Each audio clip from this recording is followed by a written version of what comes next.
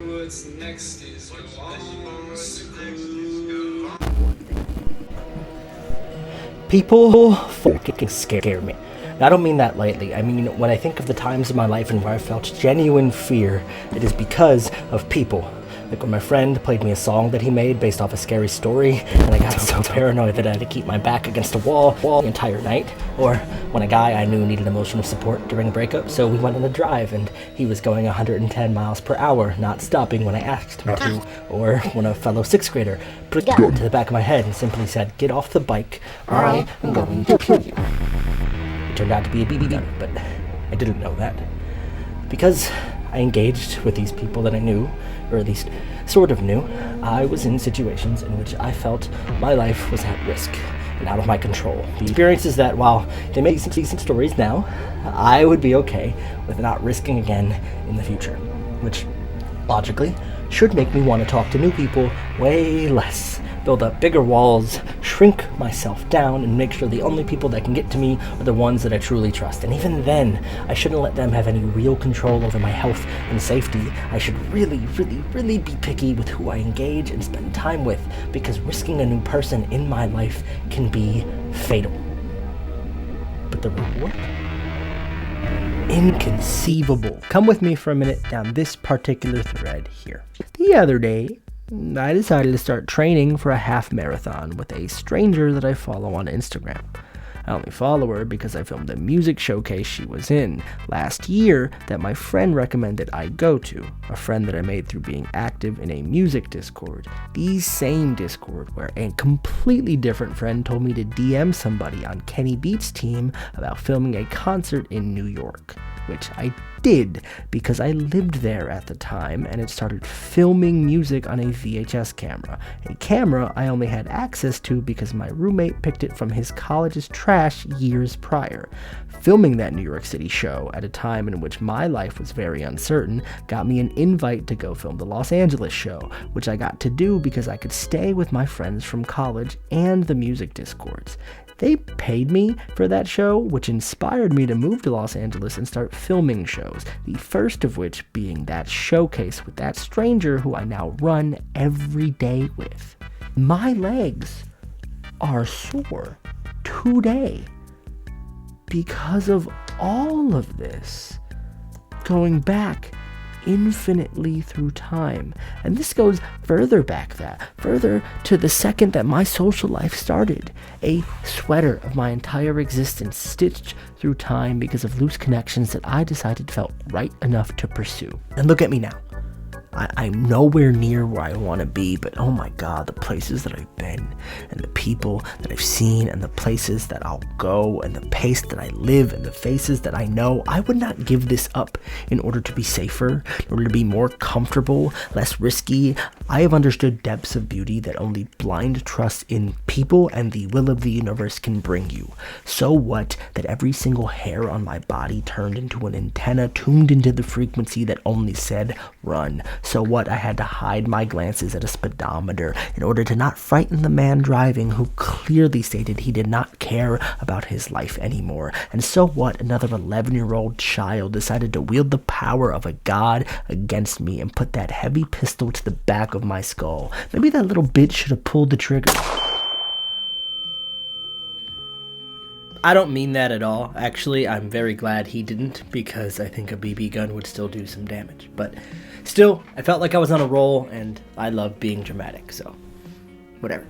The point is, people are going to get me into a lot of shit. And yes, I do have to express some caution in regards to the who's, whens, and wheres that I choose to engage with, but that is by no means a reason to lessen my engagement with the world and the people in it. If anything, it should encourage me to seek out more people, more places, more experiences. I've seen both sides of the extremes. I've seen the hate, I've seen the fear, I've seen the love, I've seen the dreams, and all of those are what make me me. And the more I try to cherry pick this life, the less of it that I get to see. Despite all of that knowledge being drilled deep into my core, I am still scared to talk to people all the time. I know I've been speaking very boldly for a few minutes now, but I'm in my room alone. talking quieter than normal so my roommates don't hear me, because I'm scared that if they do, they might judge me. But what? Oh, existed? Because that's the most embarrassing thing in the world, isn't it? Someone else knowing that you exist and then being bothered by it, even temporarily. It's just so... I know the reality is nobody is judging me, at least not on any sort of level that matters. Very few people, if any, are even thinking about me when I'm in a room. It's almost always everybody thinking about themselves, and a good amount of those people are also thinking about how everybody might be judging them. Like, it's so cliche. We all know it's cliche, and if you didn't know that, and this is your first time coming into contact with someone outside of yourself that feels this way, let me tell you, this is a staple of the modern condition. You are in the majority here. Welcome. But knowledge doesn't take away fear. It never does. It's still scary to talk to new people, because, well, what if they reject me? What if I say the wrong thing? What if by talking to them, I'm actually just being a fucking creep? What if they're creepy? What if they try to kill me? And oh my god, I can't back out of the conversation because I initiated it. So if they do want to kill me, I do have to go through with it, because we were in a neutral stasis beforehand, and I am the one who made the leap. I am the one who sought out this change in homeostasis. So any consequences that come from that are on me. They are the results of my decision to engage. So I should just not engage, right? It's easier not to. It's so much easier not to. If only I had an excuse, a reason to just connect with that person. That way, if it goes wrong, something else I can shift the blame to. If we don't like each other, or they don't like me, or whatever, I can bail out. Wasn't my fault, wasn't my idea, it was just a product of the circumstance. I'm not bad at my core. I'm a good person, or at least an okay person. I just need to justify everything that I do to the world at all times in order to keep being a good person. If I just had an excuse to talk to them, I just wish I could make it rain. Make it rain on them. I've always liked being in the rain. I don't distinctly remember ever carrying an umbrella as a child. It was cool to get wet. I just kind of wore a hoodie and dealt with it. I never got why people didn't like the rain. Getting wet didn't feel like a big deal, and sure, I concede that it could ruin your plans if you have a party that day, or an aesthetic if your outfit gets drenched, but the rain doesn't mean to. It's not malicious. Storm clouds don't form over individual heads like one of those cartoons. I wish they would, but no. If I'm in the rain, chances are other people are too, and it's there, on a busy street, on a busy day, getting caught in an unexpected shower, that I have found people at their most open. New York pedestrians, stereotypically terse, instead go out of their way to share with me knowing glances, satirical quips, and sometimes even offer to let me walk under their umbrella with them, always giving me more room than they give themselves, which makes me feel like a pigeon under another bigger pigeon's wing.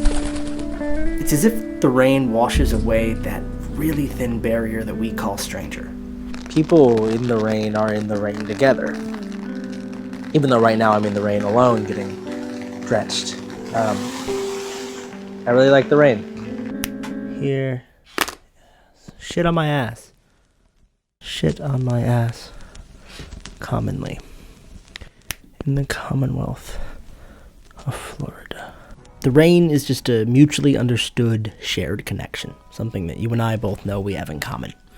I want to start my conversations from there, but the initial language that we use with one another is often so fucking dry and unpleasant, that dreaded small talk, the type that appears like it's connection, but really, it's just safety or transaction. In my personal life, I call it business language. Where do you work? What do you do? How's it going? I hate being asked how's it going. And not actually, it's a decent question, and in some contexts it's a great thing to ask. But in most contexts, it's a script. I know what's coming. I can predict it. You don't even need to be a part of this conversation. You ask me how's it going, I know it goes, how's it going? Good. How about you? Good. Good. Good. How's it going? How about you? Good. Good. Good, how's it going? How about you? Good, good. Good, good, good, good. I'm sorry, is this chess.com? I didn't know I was allowed to pre-move a conversation. Business language is what we're normally told is how you talk to people, or or at least how you talk to new people. And I can't help but feel so trapped when I'm using it. I understand that on some level, it's gauging compatibility, testing the waters to see if the person you're talking with can engage in like an easy social formality. It's an entry point. It's not meant to be the whole conversation. But, quick question. Where the hell do you go from there? How's it going? Good, and you? Good. How do you transition that into an actual conversation? One where you're trading information and stories and personality traits, or at least attempting to. And if I knew, I wouldn't be making this. I'd probably be grifting people on the internet to buy my self-help course, but I don't. And honestly could, because I don't want to tell you what to do. This isn't educational. This is what I think to myself all the time, put in the most concise format and mixed with like the teeniest attempt at artistic expression. I don't have any answers, but I have so many ideas. Like, instead of talking about something safe and small, like their dress or the bar or the place you're in, start with the tangents. Like the smell of the room, the look of a sign, a question about whether this fence really stops anyone from climbing over it. Something like that. Something that takes us both out of our own bodies and into the shared experience we're already in. I want to be vulnerable, and I want to trust that that other person will get it and be vulnerable back. And that doesn't mean I'm going up to everyone and just dumping my secrets on them. No, that's terrible. Don't do that. Get a therapist. It means that I'm willing to go up to somebody with no idea what's going to come out of my mouth. And after a quick, "Hi, I'm Namestage. What's your name?" I say whatever I'm thinking about. Do you think you'd be a good spy? Usually when I do this, I'm met with one of three reactions, which I've titled here just for fun. There's confused withdrawal, which is people who are taken aback by this conversation and don't really want to risk the engagement. It's absolutely fair. We're not in the same kind of mood for connection at that time. I'll take my subtle embarrassment, excuse myself, and leave them alone for the rest of the night. And then there's the awestruck audience, which is basically when someone thinks what I said is amusing, they understand that I'm attempting to be vulnerable, and they welcome it, and they enjoy it. However, they don't give it back. They don't add to the joke. They get the joke and they'll laugh and they'll tell me I'm funny and it'll be a nice little time for a while, but I will fully enter performance mode until either they feel engaged enough to join me on this conversational stage or I get tired and I end the set. I love those interactions, don't get me wrong, but they're not the best. The best is when they get it. They just fucking get it. They send that shit right back to me. Nothing's funny. There was no audience. There was no stage. Nothing's too absurd. It's just two people willing to be in it. The question like, "How you doing?" can be met with, you know. And they respond with, "Oh yeah, dude, today's been a..." If I start a bit, they continue it. If they start a bit, I continue it. Vice versa. Just talking for the sake of talking. It is beautiful. But words aren't really the most important thing when connecting with people. They can be, but how you use them, what's in between, what you say, what you don't say, how you say it, there's so much expression to be played with there, and words can kind of take a backseat. I think that's why I yearn for these types of initial connections more, because accurate articulation means so much to me. I love being precise with words, but that comes with pressure to choose correctly. If my conversation is reduced to solely wielding words, I get anxious. I think of all the wrong ones that I could say and the ones that I don't want to say, and I try and intricately craft my responses, and it takes time that I don't have in quick, casual conversation. Being able to engage in silly, fun, and at times nonsensical behavior with a new person immediately reminds me that there is no right thing for me to say. I am not trying to be the correct me. That's not a real person. That's a pre-planned costume that I'm trying to wear. I'm just there.